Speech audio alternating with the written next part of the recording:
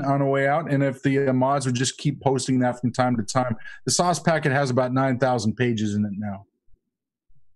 John, you're on mute. Now you're good. Hey, how you doing? I'm doing great. How are you doing?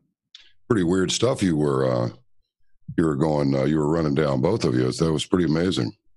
Yeah, wait till you see Monday's show. We're going to talk about that spacecraft that was in the school bus size top to that rocket. That's how big that thing is when it's falling. And it's got ion thrusters, and it's got some tech that you wouldn't put on a communication satellite. Let's put it that way. Yeah, I saw the little clip of the rocket blowing up on the pad. That was interesting.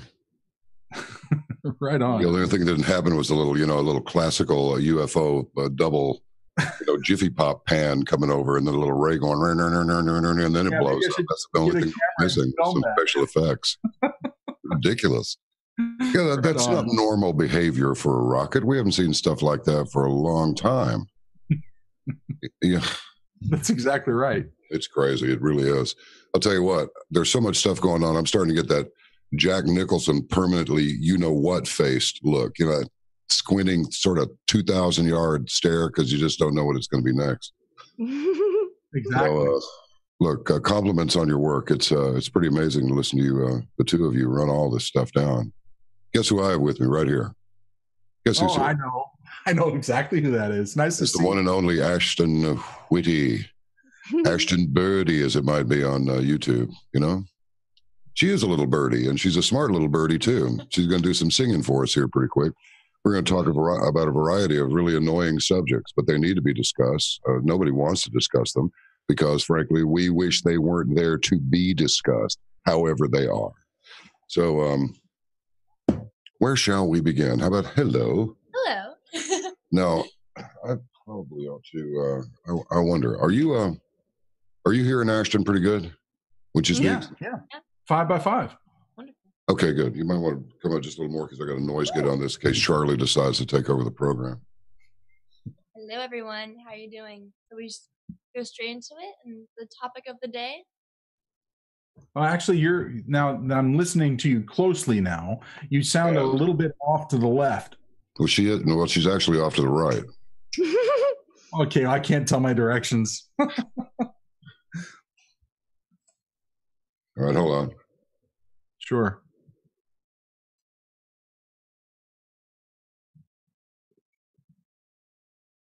By the way, Casey and On, I see you out there, and thank you very much for your work tonight. That was spectacular. Right. Okay, thanks, kiddo. All right, good dog back in the doghouse. All right, guys. Have a good night. Take care. Bye. And Radix, she's there too. Well, that's what I. Anyway, look, it's great to have you in studio like this here in the library where you have many, many books that we cannot possibly read because, well, it's a green screen. But just, most everybody knows that my actual library is so much bigger than that. That this is a wall. Yeah, the box. The wall of books. All those books are not permitted in the house. They're just not. Anyway, look, it's great to have you in this part of the world. Yeah. I thought it was a city at first, and I found out it was a market, and then it turns out it's Illuminati Central with the JFK assassination thing and the Roe versus Wade thing and all those police that got shot. Technically, any big city is Illuminati Central. If you really think about it. I mean, in every single city of Europe, there's a major sort of, I guess, city. What is it called? I'm thinking of the way where there's a symbol of an eye somewhere in the city. It's somewhere. London's the most obvious one. Oh yeah. I know there's one in the Eiffel Tower. That's all I figured out so far. But there's an eye in every single large city.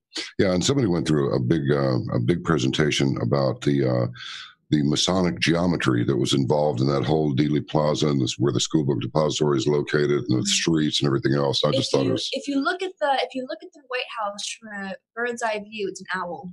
Oh yes. Mm-hmm. Yep. And you know about the owl on the dollar bill. Yes. You know about that already. I love the owl and everything. Well, it's on my Twitter. I use an owl wherever I go. Mm-hmm. Yeah, a nice symbol, and nothing good, really. I mean, they're interesting little birds, but the owl is a very nuanced symbol. I think it's a very misunderstood symbol. It's not a symbol of evil. It's simply a symbol of knowledge, and like knowledge and like all power, it depends on how you use it. And the owl, the reason why they burn it or have a fire in front of an owl at the Bohemian Grove is not because they are praising the owl, it's because they are burning knowledge of their enemies. So really think about it. Knowledge is power. So you want to enhance the power of knowledge that you have to see through the dark. That's why owls can see in the dark, because they're very knowledgeable through the dark. Knowledge isn't a bad thing, obviously. Neither are owls. Neither is a symbol of the owl. But the importance is that you can see in the dark. It depends on how you use the owl. So it'd be okay if I got an owl. Absolutely. Okay, good. I think this whole, because of Bohemian Grove and the knowledge, this mistruth that has come from that is completely false. And Moloch is not the owl itself. The owl is sacrificed to Moloch. And I think that's where this whole hatred for the owl came from. The owl is actually just a symbol of knowledge and depends on how you use said knowledge. And if anything, us being owls terrifies the Illuminati, if anything. So. Understood. Mm-hmm. Well, let me just jump right into it here. Now, we've had a few conversations, but they haven't been really as lengthy or as focused. Just there's so much going on as we'll probably have tonight. But you're in your early 20s, and so this has got to be a little bit like, wow, what planet is this? Because I mean, I've watched this really slow burn for many years. I knew it was coming. I didn't know when it was going to arrive, but I observed many unusual things, beginning with the Kennedy assassination. I was just a little kid when that happened, but I didn't buy the official story, never did, and just started looking. Before long, here come all of these different things that none of it looks right. The whole Vietnam thing didn't look right. I mean, there's enough to fill this rack of books back here if they were real, page by page, with just weird stuff that I've observed. So before we get into the social media part and how it deprives young people of actually developing their own personality, as you pointed out, which I thought was very interesting, I'd like you to amplify that. What effect, and just put whichever one logically to you goes first, what effect is all of this that's swirling around people who are even halfway just aware of the things that are going on? You got a caravan at the border. You got China going, oh, no trade war could lead to worldwide depression and nuclear war. Okay, gotcha. We'll think about that. And the political nonsense, all the vitriol on TV and the way people speak to each other and the way people speak on mainstream media news, and with all the poop hole countries. They didn't say poop. They used the whole word starting with an S, and it was just crude, What sort of effect does this have, in your opinion? I realize you can't speak for your entire generation, but if you were to try. Are we talking about things like cussing and crude language? I'm talking about the whole social environment in this country. Oh, absolutely. So I want to make a statement that I don't think cussing is necessarily the problem, as much as we should try to avoid it as much as possible, because there is such a thing as a dictionary. There is such a thing as, using words, much better words than, like SHIT. And I've been, known to speak like a sailor now and then when I'm very angry or very curious about something or my mind is blown. I tend to do that. But here's the thing is that I don't think it's necessarily cussing, because our founding fathers cuss like sailors and they drink like sailors and they pretty much were sailors. Airmen drink too. Yes, airmen drink too. But the point is that I think a lot of the culture now with my generation, especially compared to older generations, is that with every young generation, there's this need to rebel. And this is why I always tell people, it doesn't matter whether they're left or right. They're rebelling against something. They are naturally rebels without a cause. Every young generation of every generation. I'm sure when you were my age, you were a rebel without a cause. Your grandparents were rebels without a cause. This whole idea that our grandparents were these perfect traditional families is absolutely ludicrous. There was a time where your great-grandmother was probably a flapper dancer. But eventually, of course, with every generation, they grew out of that and developed a home and a family and whatnot. And if, the idea of rebelling isn't necessarily a bad thing. Our founding fathers were the epitome of rebels. America is based off rebellion and being rebellious and angry and hating authority. So I don't necessarily think hating authority and rebelling is a problem. The problem here is that the establishment and the, whatever deep state figures have used this anti-authority rebellious tactics are naturally in young people and now using that to get their votes, to get power from these children. And they're now using that anti-establishment the establishment hatred to use in their favor. So essentially they're using the very hatred for authority to pay the authority. That's interesting. Mm-hmm. It's almost as though a little bit of neurosis seems to come with the territory, just living in American society. There's nothing tranquil really about it, or at least I don't think there is. Maybe it's a little more tranquil. It's got to be a little more tranquil outside the metropolitan areas, but these heavily populated cities, there has to be a mind-bending component to it, because it just seems like these days people are so quick to go off. They anger really quickly. You can get into a brawl with somebody over virtually nothing. Whereas, in other days, it was just like there wasn't any basis for any conflict. But now it's everything. It's traffic. Pick something. It's politics, especially right now. And the reason that is that people are so willing to get into these riots in the streets and fight each other and punch each other and yell at each other and curse at one another and cause these problems, especially on social media, with such tension between politics and political parties, which has never been a thing anymore. That's because society has lost complete personality and understanding of oneself. We've lost I recently had to go through this complete lack of personality and this complete mode of zombie to understand why this is happening in the world. I mean, you can go to all sorts of things with my generation. My generation is the most medicated. And I can tell you that from personal experience that I've recently found out. My generation was the generation that most thrived on things like pop culture and reality TV.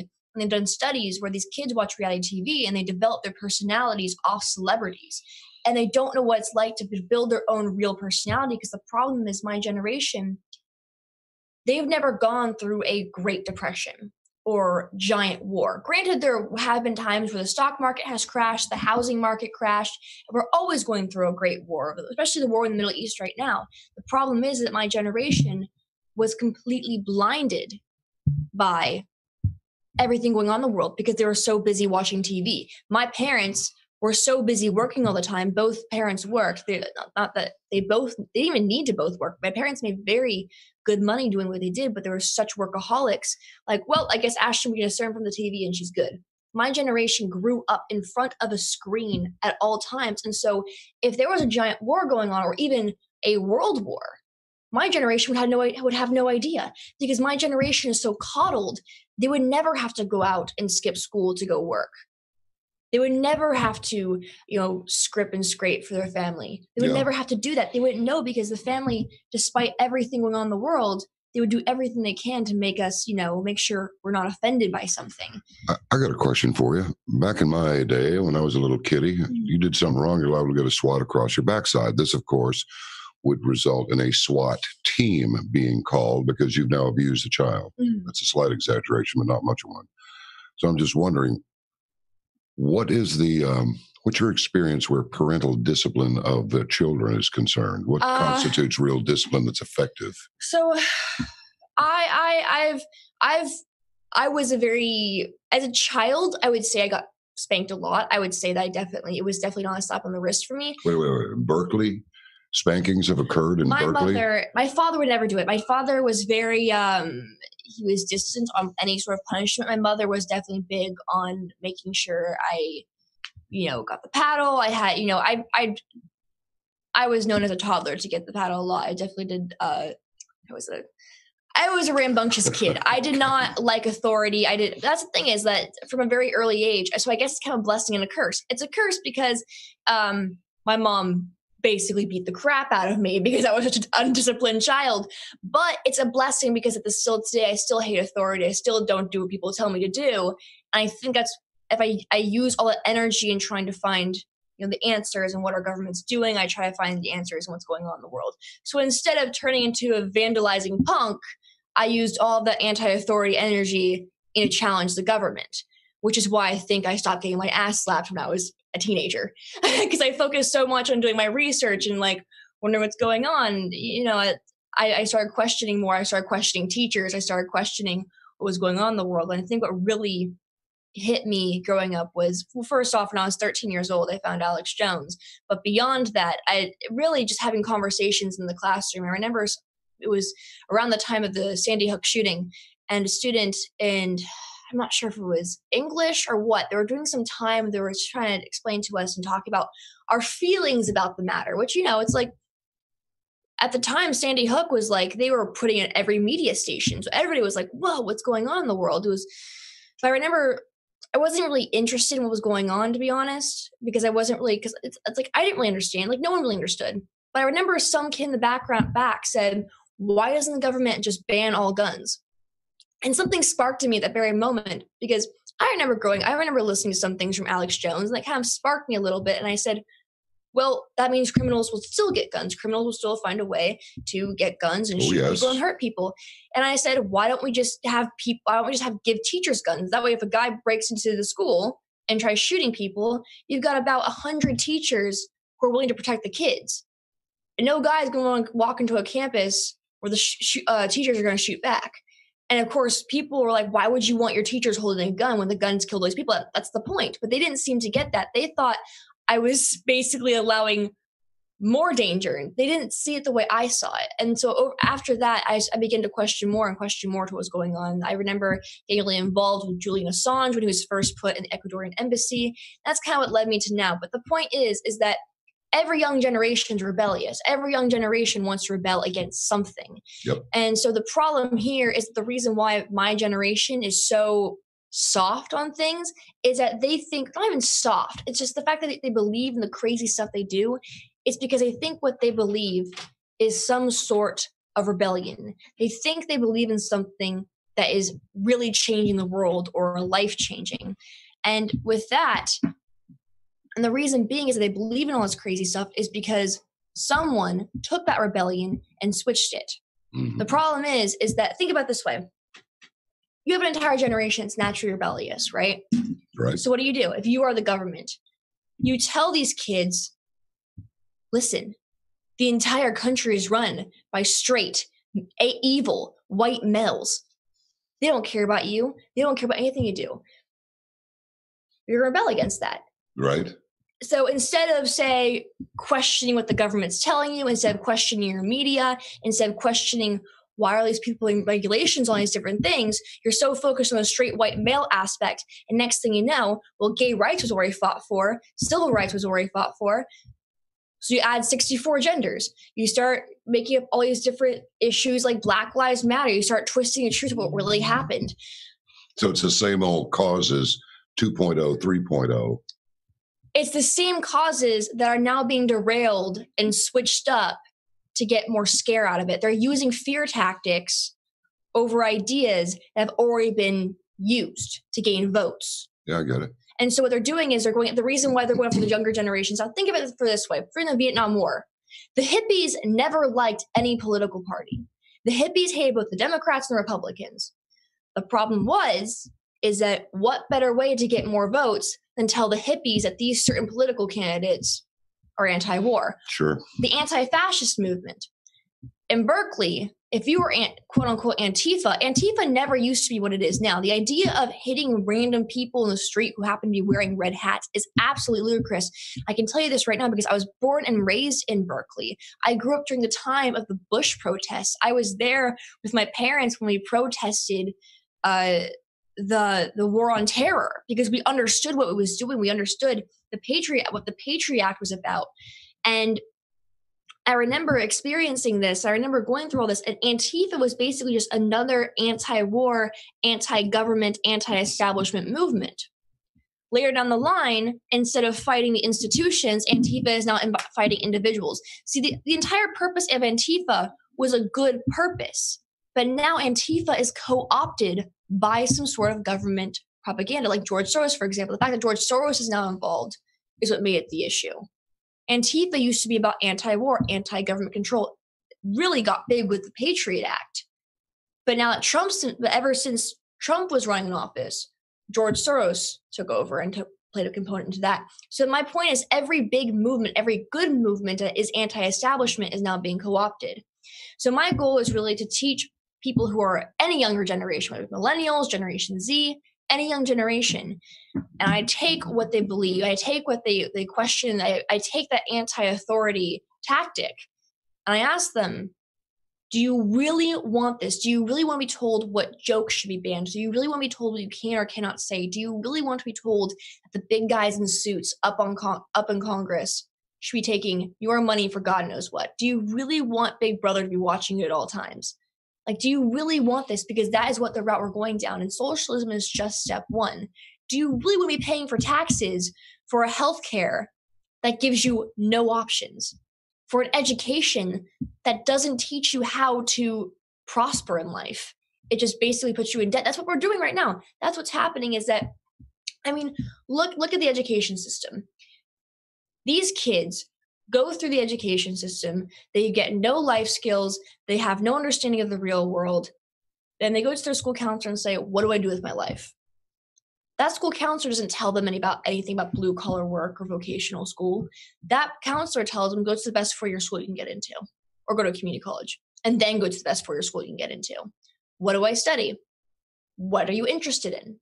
Next thing you know, little Timmy is on his way to UCLA. He's got a philosophy degree. Once he graduates, he's hundreds of thousands of dollars in debt, living at home with mom and dad, working at McDonald's, because you can't get another job with a philosophy degree, no matter what school you go to, unless it's freaking Harvard and you got good connections to your parents. And he's living with his mom and dad because he's paying dues to school, and he's living off the government and off government checks. So the entire education system really is rigged to live off the government, especially with the fact that they no longer teach you home economic classes. They no longer teach you mechanics. They no longer they don't teach you how to pay taxes in public school education. I mean, the majority of my generation, they can't change a tire. They can't pay taxes. They can't sew a button. They can't cook a decent meal. So when you graduate high school and you go to college and you're in debt with a worthless degree and you have no life skills, you're terrified of the world. You have no idea how to function. And going back to our misunderstanding of personality, how they base their personality off other people because they have no, in order to have a personality and understanding of oneself, you have to go through struggle. So these kids are out in the world, they're experiencing the real world with no understanding of how it works, no personality, no skills, they're in debt, and they hear some old guy say, free education, free healthcare. They go, okay, cool, yes. They know they're going to be paying taxes to the government. They know they're going to be giving up certain freedoms. The problem is they don't care about that anymore. The problem is that they're thinking about survival first. They have abandoned those anti-authority tactics because now they're worried about survival. And that's what the government has done. The government knows these kids are rebellious. The government knows these kids are the ones who are going to be questioning them, putting them at stake. So they make it so these kids have to live off them. And when you talk about survival, spell it out. Are we talking about rent money? Not just rent money. Think about it. Can you imagine living in a world that tells you have to pay insurance, you have to get a college degree, you have to do this, or else you're not a decent person in the world. The idea of being a plumber who lives on a homestead is don't you ever dare do that. That's so wrong. So these kids push themselves through the lifestyle that they're told constantly they have to live. And then when they try doing it and then they're experiencing the real world, it's a lot of anxiety. I don't blame these kids for wanting to have free healthcare and free education because at the same time, you go through an entire education system that tells you that being a blue-collar worker is wrong, that living on a homestead or a farm in the middle of nowhere is wrong. You have to live this certain lifestyle to be a decent human being. Who's telling them that? And how do they tell them that? Well, think of it. They don't actually tell them this way, but if you were to go into a counseling office and ask, as I said before, they never talk about blue-collar work. They never talk about vocational schools. It's very rare to find a high school with mechanics department. My high school had a mechanics department, but it was never funded by anything. I'm pretty sure, actually, I think they may have just taken it away recently. But that's the thing is, not any of these wood shop classes, these mechanic classes, no one has home ec anymore. So that's all gone now. It's all gone or has barely any funding to actually teach them any proper skills. Some of those guys that were in back in the old days, the guys that were in metal shop, you do wood shop first, then you do metal shop. Mm-hmm. Some of them were so good they wound up going to work for. It's a defense contractor, but it was a job, and they've kept it for 30 years. Some of them, building. And it's debt free. It's debt free. Today's frontline aircraft, metal shop turned into that. Something. I was in school studying psychology, and I dropped out. I am a college dropout. And I'm making more money editing videos and with my own channel. Granted, I make no money from my channel, but all of my money is made from freelance work because other companies see that I can edit their footage for them or I can get footage from them and I make money from that just by having a skill of understanding how a video editing software works. Yep. These kids could easily teach themselves an easy skill. They can go to YouTube and learn how to do a certain skill off a YouTube video and make their business out of that. They can do something with that, but these education departments don't want them to know that. I don't even know how to respond to that. You know, my understanding of it, no one told this to me, but my understanding was you went through 12 years of public school and the curriculum was not very easy. It really wasn't. If you had, you know, Mrs. Rambo, for example, I'm serious, that was actually her name, to teach you algebra, and I'll tell you, it was a fitting name too. She'd just clobber you. You came into her class, and you're to learn that algebra, and she didn't much care what you thought about it, and nobody else did either. And your parents didn't care what you thought about it either. You will learn it, or there'll be blowback for not learning it. But the idea was that if you were going to enter the workforce, meaning you were going to be a grocer, or you were going to be a lineman at the auto plant, or you were going to work on the line at the aircraft factory, not back in the office designing aircraft. You needed to go to college or university for that. But if you're just going to get a job, okay, high school was good. University and college was not for everyone, unless you were going to go to the College of Mathematics or the College of Music or the College of this or the College of that. You're going to teach music. You're going to be an orchestra leader. What are you going to be? You're going to be a mathematician. You're going to be an aeronautical engineer. You're going to be a biologist. What are you going to do? I mean, what was the rush to become a marine biologist? That was all the rage for about 20 years. Okay, I think that's great, but what do you actually do with that skill?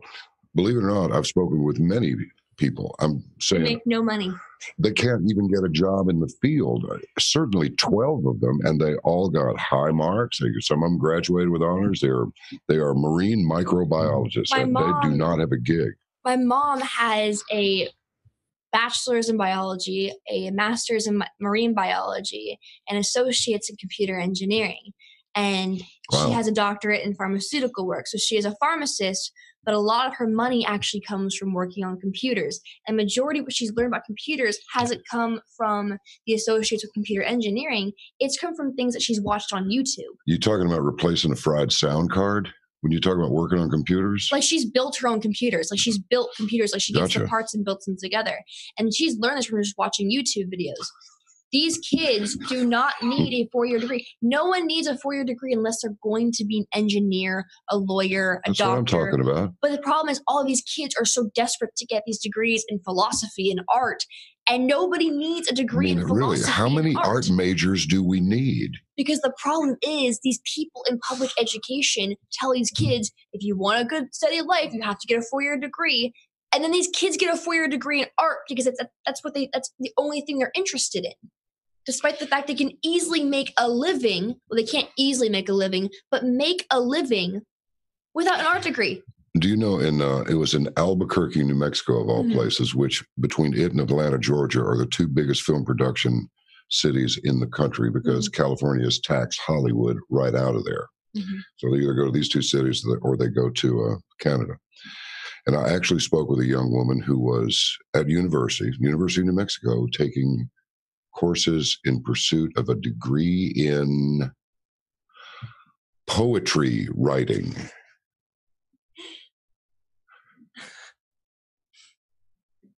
That's what I did. I laughed and then I said nothing. It's like, well, so what do you do for your work? Well, you know, we learn how to write poetry. You learn how to write poetry, the rhyming or the non-rhyming poetry. Oh, both. I don't know why you drop that kind degree, of dough on it costs $100,000. Exactly. A poetry degree. Yeah. You could easily pick up any copy of something written by Walt Whitman, read that, make your own version of it. Oh, this is how you do it. And then you write your own stuff. Throw some Emerson in there just for some thought, you know. Get some Edgar Allan Poe going, you know? Do you know there is one set of books? It's called the Harvard 5-Foot Shelf of Books. Do you know it? No. Not many people do, but I discovered this about 20 years ago and got one. Well, not quite 20.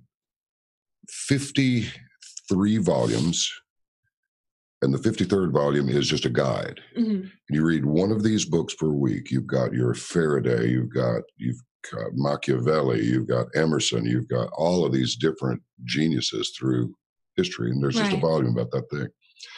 And by the time you finish this, it'll take you 1 year to read all the books. If you read one per week for 1 year, and you have the equivalent, the solid equivalent of 4 120-hour college degrees.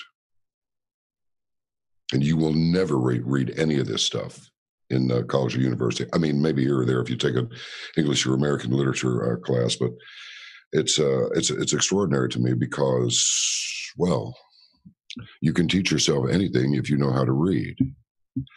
And say, speaking of which, your contemporaries, how are they in the reading, writing, and arithmetic department? Just going back to our customers, the problem is... Real quick, sorry to bust in, but we have a new Q post, so I'm just going to read it real quick. Q post. Warning. Yeah. It says, to the person who leaked Huber - Clinton Foundation whistleblower, do not reveal more Monday, Q. So I guess that may be referring to John Solomon was on Hannity talking about the whistleblower, the Uranium One and Clinton Foundation whistleblowers' house being raided by the FBI. And I'm not sure, I didn't see it myself. I just saw people commenting about it in live chat. I'm not sure if they revealed who that person was, which whistleblower it was, and what the information was. I didn't see it, so I'll have to go pop in and watch what he said. But I think that's interesting. So I guess on Monday, we're going to learn more about this whistleblower. Well, you know what's happening Wednesday, right? There's going to be several things happening. Wednesday is the 3rd. We have Comey, Loretta Lynch. Hey, Radix. Assange. There is another one that is a spinoff of the one you just read. I think you're going to find it pretty interesting. What is it? The one that you just read, Q just made a response to that one too. You did? Oh, there's another new one. I didn't see that yet. Go ahead. To all those who doubted Sessions and Huber, you will all pay the price very soon. What? Kind of like it. Really? Mr. Wells, I'm sorry for interrupting you. No, you're not. Wow. I'm just messing with you, man. Don't worry about it. The site is like not an open forum. The site's not loading now. It's probably getting flooded, so I haven't. Oh, nope, I see it now. To all those who doubted Sessions and Huber, you will all pay the price very soon. I think so. POTUS retweeted that tweet that had the meme of Obama and Hillary and Mueller and Rosenstein behind bars. So I think that is going to be happening very soon. That's too much fun. It really is. Well, here's hoping. Yep. Yeah, it looks like the noose is tightening. It really does. Well, I mean, why put this out if there's no substance to it? And clearly there is substance to it. There are too many indicators. It's absolutely, completely real. There's still some people out there that don't believe it. But anyway, hey, John, how are you doing? Mm-hmm. Let me just unmute. I'm doing very well. Thank you. You know, I was listening to Ashton and yourself, and a couple things came to mind, John. There's an interesting fellow who was in politics from about 1900 to, I think he disappeared around the time Wilson got out of office. And his name is Colonel, and I'm pulling this off the top of my head, I believe it's Colonel Edward Mandelhouse, if I'm not mistaken. And this man was so important that he worked with John Dewey at the turn of the last century, the same Dewey as the Dewey Decimal System, to get rid of what was called the trivium, which was observation, logic, rhetoric. That's how all of our founding fathers were taught to engage in critical thinking. That's what we're trying to bring back today, cogent reasoning. This Mandelhouse fellow was also present at Jekyll Island when they were drawing up the scheme that would become the Federal Reserve. He was also present at the Treaty of Versailles signing. And so I bring this gentleman up because he's in all these pictures with all these luminaries, not the least of which is the Palace of Versailles. And he is responsible. You can go back and read his writings. And John Ashton, I've read this. He wrote, I'm paraphrasing a little bit, but it is our ambition within a couple generations to educate individuals just to the point where they make good citizens. And then he goes on to say, by good citizens, of course, we're referring to the tax base. And that's what we've seen happen. And then, of course, I know both of you know this, and Ashton, I'll hand it back to you, but we know that once the banking cartel had essentially saturated the market, they couldn't create more derivatives of mortgage-backed securities. They then said, ooh, this was about 30 years ago. They said, ooh, let's tap into student loans. And look what happened. Brendy. Sorry, John. I'm so sorry. I saw something pop up in the thing. I think I'm Brendy. well, that's a compliment. It's a good thing. It's a compliment. Imagine all blondes look the same. That's the issue. We do. We all look the same. People think I'm Lauren Southern half the time I go to London. That's funny. You've been allowed back in the country? What? So, John. Yes. While we have this moment together, now what was the kiss off to your paragraph there? Well, what it was the part that came after, just so that they become good citizens, meaning the tax base. Then you had another little tag there. Exactly, and the tag was this: that about 30 years ago they started it, but then it really ramped up in 2008 when the mortgage-backed securities, when bundling mortgages and then selling them to whomever, primarily the Federal Reserve, to add to their balance sheet. When that became saturated, they said, "Aha, we'll move over into the student loan world." And so there's been 2 generations, the Gen Xers and the millennials, who have been told exactly what Ashton was saying a moment ago. If you don't get a degree, you will be the French fry guy at McDonald's if you're lucky. And I'm sitting here to say this evening, I don't even have a high school diploma. I took the GED and got out at 16 and joined the workforce. And through the grace of God, I have had numerous excellent jobs, but it is getting harder and harder. And John, in my opinion, we need to turn this around. We need to tell people, like you were saying, Ashton, it's okay to homestead. It's okay to turn a wrench for a living. That is honorable work. Yeah, we're going to have to do a lot more than that. I'll tell you what, we're going to have to break the set, and I'll tell you what I'm talking about. Okay, so you did good grade. So a case could be made. 2 good lawyers go into a courtroom, and unless they go outside and work it out, one of them's going to lose if it goes all the way to trial, right? So my question is this. If a case could be made that all those spankings that the rebellious daughter endured, is there any way to answer this with any accuracy? Do you think that without them, you would have made the high marks that you made anyway? I don't think so, but I think spanking your children is important because you coddle them, they have no understanding of struggle, they have no understanding of building character, nothing. My biggest thing is I don't think the spankings were what turned me to question everything. Well, I mean, that is a catchphrase for discipline. Right. Harsh discipline. Or any discipline at all. I don't think it was a discipline that did it. Because the thing is, if discipline really, really did it, I would have just stopped altogether, which would have been worse, in my opinion. I think the rebellion is actually a very good thing in people my age. But the issue is that I was able to open up to different ideas. I was willing to question things. I was willing to critically think about a lot of things that a lot of people my generation don't want to.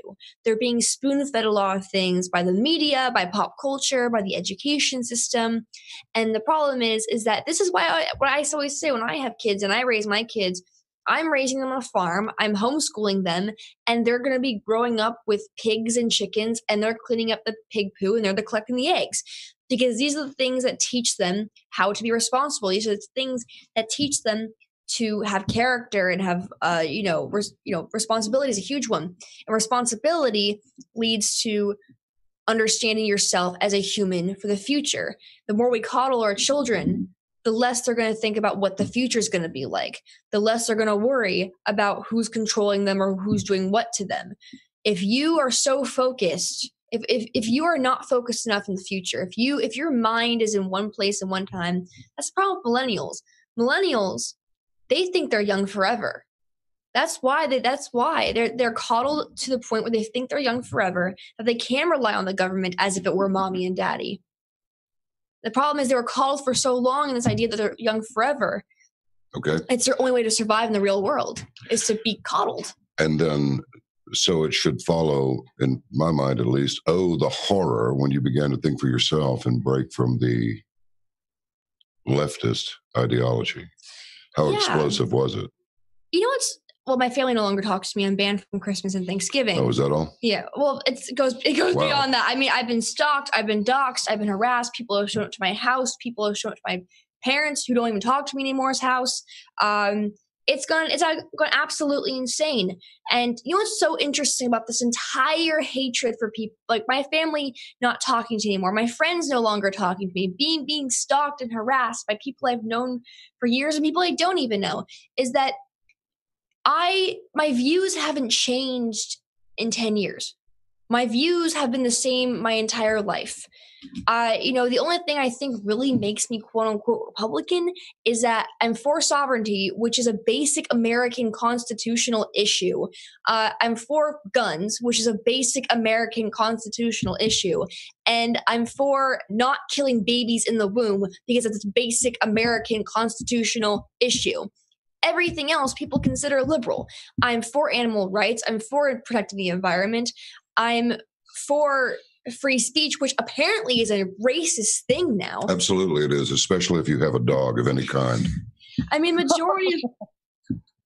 majority of my beliefs are classically liberal. They're what liberals have believed for years and years and years. I mean, I was 5 years old when I attended anti-Bush and anti-war rallies.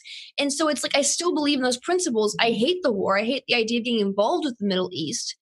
But for some reason, I'm suddenly now a white supremacist neo-Nazi to my family because Trump's name is on it. And the thing is, this whole issue with the left versus the right never existed until Trump. It didn't matter before Trump. In fact, there was no such thing as, in my mind, there was no such thing as left and right. I've always hated the Democrat Party. I've always hated the Republican Party. I've always thought, wow, these are two douchebags of the same side. At the end of the day, I've always just been anti-establishment. I've always just hated the idea of someone telling me what to do. And that's where the anti-authority mindset comes from. The problem is the Democrats and even Republicans, I can explain why the Republicans are doing it currently too, why it's very dangerous. Republicans are now doing it. And yes, the Republicans are still very dangerous to this day. Democrats have gotten hold of this anti-establishment rhetoric from the kids, and they're basically telling them if you really want to fight, establishment, you have to fight fascism, quote unquote, neo-Nazis in the street. So these kids, who are mostly white, by the way, who come from upper middle class families, they join Antifa, and instead of fighting institutions as Antifa used to do, they're now fighting individuals they don't even know because they're, quote unquote, called Nazis. And it's absolutely insane. Well, what form of mental illness is there for a white kid to go out there and go, I hate my whiteness and I'm afraid and I need to flee to my safe space for some Play-Doh and puppy time? Well, it was so interesting to me is that it's because they're being conditioned to believe this. It's all conditioning, and the conditioning starts from kindergarten. If you think, growing up, we were conditioned to believe in this white hatred from kindergarten. When I was in 5th grade, I got sent to the principal's office for raising my hand and saying, excuse me, but the Native Americans were having wars with each other long before the Europeans showed up. And they sent me to the principal's office for saying this. The principal's office. I was 11 years old, and all I did was say, excuse me, but the Native Americans were killing each other before we showed up. There was, if it weren't for the Europeans showing up, mind you, yeah, it's awful there was slavery and disease, but I didn't do that. But the Europeans never showed up.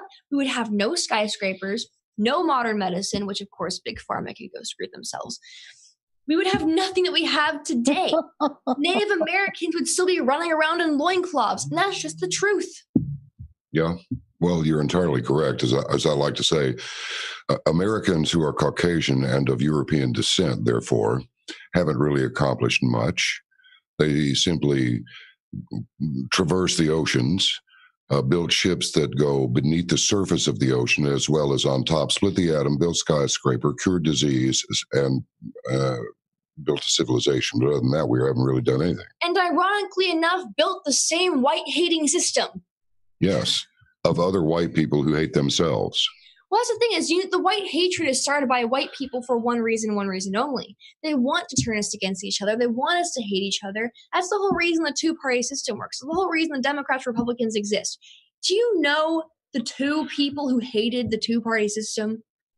John Adams and Thomas Jefferson. Yeah, John Adams. did. Thomas Jefferson and John Adams hated the idea of the two-party system. I don't have the quotes on me right now, but I can promise you they hated the two-party system. But more than they hated the two-party system, they hated each other. The whole reason this two-party system exists is because Thomas Jefferson over here and John Adams over here hate each other so much, they said, I can be the better president. I can be the better president. I'm a better leader. I'm a better leader. You start your own party. I start my own party. And next thing you know, we've got a two-party system that they hated in the first place. They started our entire two-party system, our entire voting system is based on a whose dick is better contest. Does that bother anybody that when you go into a voting booth, you have two options to save America? No, it's stupid. And majority of the time, well, all the time, except for the 2016 rarity that heaven sent for us, it's the exact same party. It's the exact same thing. It wouldn't matter if it was Obama or Mitt Romney. It's the exact same person. And the South Park episode says it all. They just wanted the Hope Diamond for themselves. Well, in a sense. And you know, the thing that's even more miserable about it is many of these people are actually blood relations. They really are. Oh yeah, the entire political spectrum is just it's all incest. You think the royal family in England is incest? Oh, it's one big happy family. Oh God. May I jump in quickly? Clintons and the Bush family are related, no doubt. I mean, I'm related to JFK. I mean, I'm related to JFK. I thought you looked a little bit like him. You look at the Kennedys and the Whitties. We stem back from the same clan in Wexford, Ireland. So we're like distant cousins, but yeah. And now you know why she has such a saucy attitude. She's Irish. You'll get her Irish up. Okay. I'm Irish, Russian, and Italian. Wow. May I interject a quick I comment? am tied to all three mafias. So That's probably why I hate the government. I totally get it. I didn't get it before, but now I see this with crystal clarity. These mugs Antifa keep coming up. Mm-hmm. I just got some intel that those people are planning some pretty significant protests up there for the sentencing date. That would be the 18th of December of former National Security Advisor Lieutenant General Michael T. Flynn, U.S. Army retired. What to say or do about these people? So yeah, I've been informed by a few people that on December 18th they are going to bus in people from Portland, Seattle, and possibly Berkeley. Unfortunately, I think Antifa has more routes from Seattle and Washington and Seattle and Portland.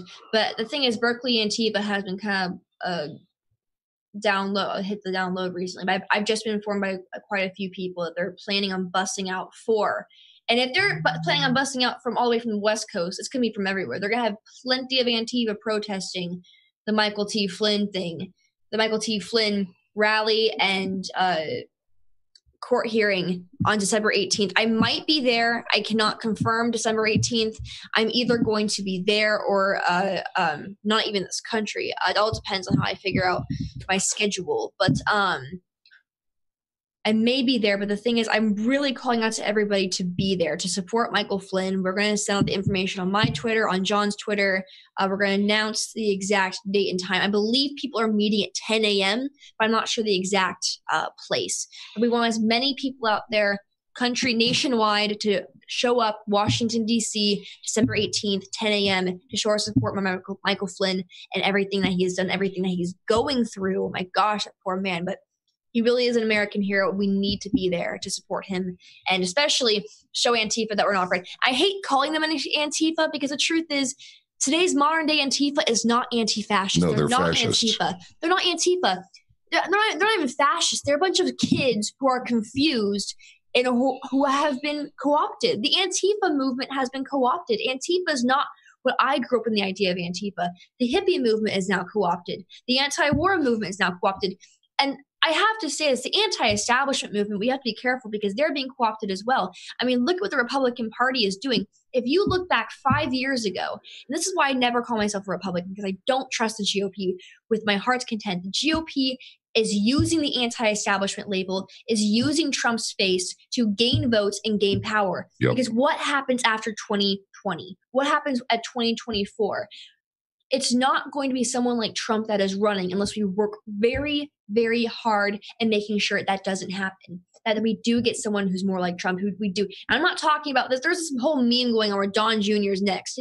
John Jr. is not his dad, okay? Get over it. Yeah. The thing is that think about it, these same people who would laugh at you 5 years ago for calling out the deep state are now using the terms deep state for the Democrat Party. Mind you, the Republican Party and the Democrat Party are both the deep state. They're both working together. The only thing is that elections, the truth is, the fact that Donald Trump won the 2016 election was a gift from God, because the truth is the election cycle, the election season in America is nothing more than hunting season. I mean, it's all points. It's all a game to them. They don't care who actually wins or loses. It's all about who can, be the best campaigner. The only time the elections have ever really mattered in America in the past 100 years is Donald Trump.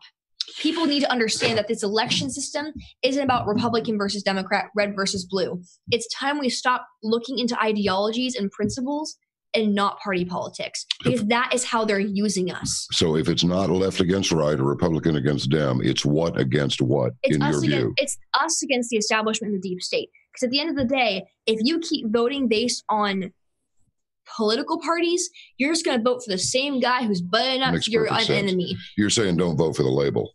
Don't not vote for the label. Vote based on ideology. And honestly, promote and encourage more people personally, more real Americans to run for office. The thing is, the idea of running for office was never politics are not meant to be a career. It's supposed to be the person who's a farmer, who's a shoemaker, who's a business owner, who's willing to sacrifice their time and energy to be a politician, who's willing to sacrifice what they worked for because they love this country. Being a politician was never meant to be a career. It was never meant to flourish off of. That's the problem. Is the whole reason we vote for Donald Trump is because he risked something. He risked his brand. He risked his company. He risked his entire livelihood to be president. Donald Trump does not want to be president, but he did it because he loves America. So I encourage people out there who have friends, who have people who care about America and are willing to give up and make sacrifices for America. Party politics is not about being a political figure. Politics not being about political figure. If you see somebody who is running for office and they have their hands deep in political parties, in politics altogether, in political fundraising, do not trust them. I want people who are farmers, who are business owners, who are alternative media kind of people, alternative people altogether.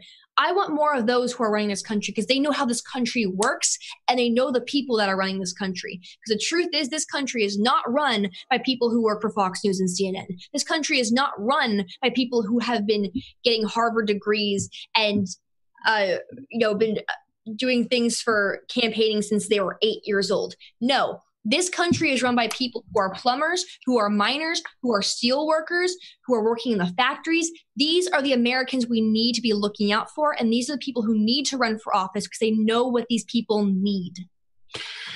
And it's a multi-pronged assault. While the so-called Antifa keeps us busy on the political activism front, down there south of the border, I just got a YouTube video link from an extraordinarily reliable source that, and believe it or not, it showed up on PragerU, okay? PragerU. I guess that's Dennis Prager's outfit. Mm-hmm. And it was, this fellow went down with his camera and started talking with a bunch of people coming up out of Central America about their journey to America. You talk about co-opted. They have everything. I mean, you've got police escorts driving with the trucks, which are laden with supplies, water, food, clothing, blankets, tents, everything, cots. I mean, the whole shooting match. When you have this many tens of thousands of people on this so-called walk from Central America, which of course it isn't. I mean, you got police escorts for the buses. So Antifa cranks it up. And this is a perfect time. General Flynn's sentencing day. It's perfect. While simultaneously, there's all this hell being raised down at the border. And as you said, everything is being co-opted because that's how they dilute our strength and then just turn around. They use our own force against us. And because they have it's seemingly unlimited funds to do these things, it leaves us with having to finance what we do ourselves. Mm-hmm. What about that? What about the money? If police officers are taking down, if American police officers are taking down supplies to them, wouldn't that mean our taxpayer dollars are paying for these supplies for the migrants? Well, apparently there are a bunch of organizations down there that are well funded. We didn't get to the part in the video there. I mean, we didn't get to it because it wasn't there to explain who's writing the checks for this.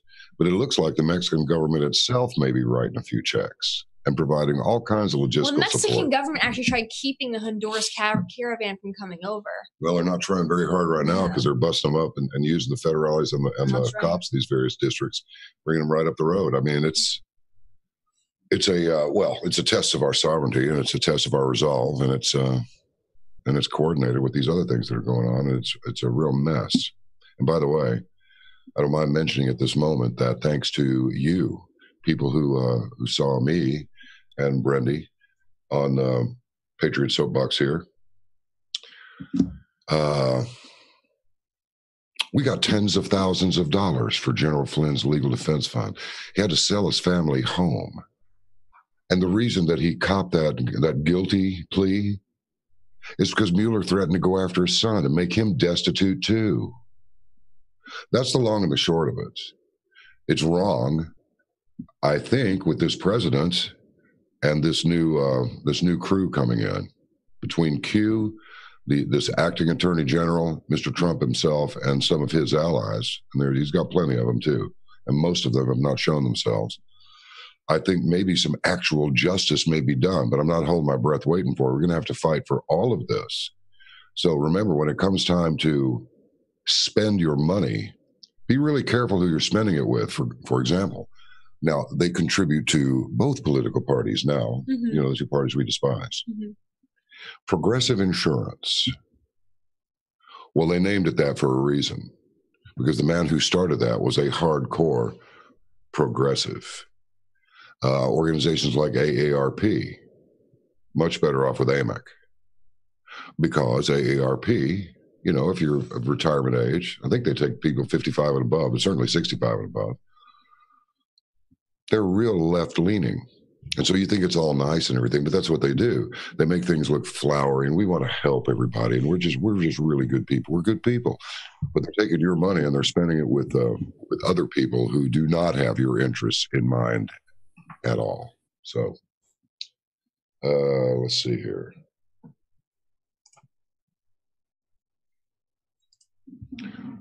From the man? All right. Dog, are you on deck? Yes, sir. We're here. Come on. Yeah, there's a couple of this bulletin that says you're coming out of the doghouse, so come on out. It's good to hear you guys. It really is. There's a couple of new Q, and there's 4 of them actually, and we're going to be going over those just in a moment. And one of them is rather extraordinary. One of them? All of them. Well, I think the first one was a little bit, and I feel bad now about what I was thinking earlier in the day regarding the leak. But it's just about to get pretty darned exciting, wouldn't you say? It sure sounds like it. Monday, apparently. Oh my goodness! And that was the day we were going to do the